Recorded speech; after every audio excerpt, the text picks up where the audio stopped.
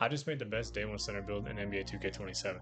If you want to dominate on both ends of the floor, then this is a video for you. Right before we start, man, I'm going to remind you to open up your app and get started on this build right away. You see we have shades of Joel Embiid, Marc Gasol, 16-17 Marc Gasol, by the way, and Victor Wembanyama. If you ask me, there's nothing else you could want in a big. You have dominance on the offensive end like Joel and Victor, and on the defensive end like Marc and Victor as well. Can shoot lights out, play make like crazy, and grab every single rebound. If you haven't already, hit that sub button and let's get right into it. Let's start things off with the height, weight, and wingspan. So we have 7'1", 233 pounds with a 7'2" wingspan, all right? And then we got the shooting stats as well.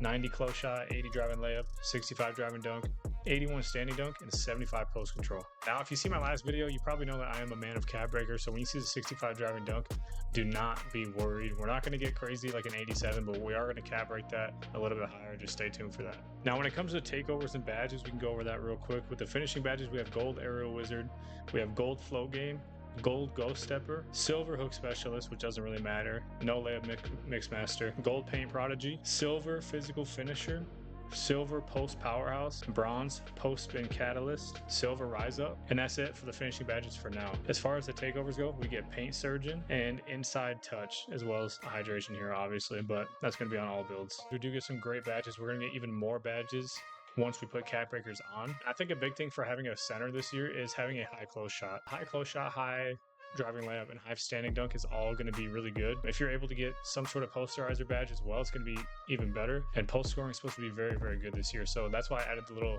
post control of 75. Next up, we have the rebounding stats as well as the shooting stats. So we went with an 85 offensive rebound, a 90 defensive rebound, 89 mid-range, 86 three ball, and a 91 free throw. Like I said, I always max out my free throw no matter what. I play a lot of fives, so that's why. There is going to be a couple cap breakers in here just from the shooting specialization, but other than that, no more cap breakers for these two categories. As far as badges and takeovers go, for badges, for the rebounding, we get box out beast on gold, breaker on silver, crasher on silver, possession closer on silver, and sink snatcher on Hall of Fame, which is going to be huge. For the takeovers in the rebounding category, we get muscle, second chance, see the future, demolition, and hydration hero. So we literally unlock all rebounding takeovers, which is a pretty good sign. Next up for the shooting, 89 mid-range and an 86 three ball. We are going to cap break the three ball once we get our specialization to an 88, which unlocks a badge. I'll get to it. So for the badges, we get silver deadeye, bronze limitless range, silver post fade phenom, that also ties in with the post control, obviously I forgot to mention that, silver quick trigger, silver satin fire, and gold static midi. Once we do put cap breakers on the three-pointer, I believe it gets up to an 89. So that'll give us gold satin fire, which is going to be good. And let me see if there's anything else. No, that should be it. So gold satin fire after the two or three cap breakers, whatever you want to do. And the 91 free throw is self-explanatory. All right, let's hop into the defense because that's going to be a big part of this build. We have an 85 interior, 49 perimeter, a 36 steal, and an 88 block. Now, I know what you're thinking, perimeter is low, steal is low. But like I said, at the end of the video, I'm going to put a screenshot of all the cap breakers that would go on the build and give you the full potential. Now, when it comes to defensive badges, we get gold high flying denier, gold off ball pest, silver paint patroller, and silver post lockdown, and silver wall up as well. For takeovers, we get rim guardian and hydration hero. So there's not that many defensive takeovers, so we get 2 out of the 4 or 5, so that's really not that bad. If you do enjoy this kind of content and you want to see more of it and you want to support me, hit that subscribe button, like, comment, let me know what you think of the build, let me know if you tweak it in any other way. Anyway, let's get right back to it. So for playmaking badges, we get silver break starter, silver dimer, and that might it. No, bronze unpluckable, and silver versatile visionary. As far as playmaking takeovers go, we get dish master, and that's probably going to be other than hydration hero, but that's a given. Next up, we can talk about the physicals. We got speed, agility, strength, and vertical. We got 64 speed, 56 agility. I'm pretty sure those are both maxed out. I think speed goes a little bit higher, like cap break it like +4 to 68, and 88 strength and an 80 vertical. I think having strength on your build, especially on your bigs this year, is going to be really important. 88 is at a threshold where it unlocks some badges and some takeovers and stuff like that. That's why I went so high. 80 vertical is very important. That's gold pogo stick, I believe, and then it's going to match.